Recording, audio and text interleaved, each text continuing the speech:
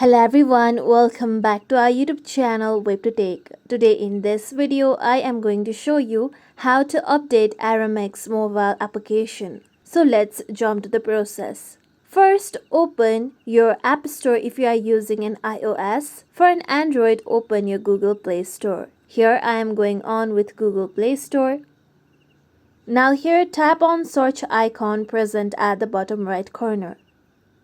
Then tap on the search bar present at top. Now type in Aramex. Then tap on the search icon present on your keyboard. Now here you can see Aramex mobile option. Tap on it.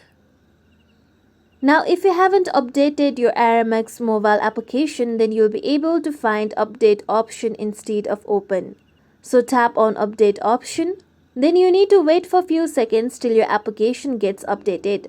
Once it's done, you need to tap on open so that you can open your Aramex mobile application. With this, you will be able to update Aramex mobile application. And this is how we can update Aramex mobile application. Thank you for watching everyone. If you like this video, please like, comment and share, and don't forget to subscribe to our channel for more videos.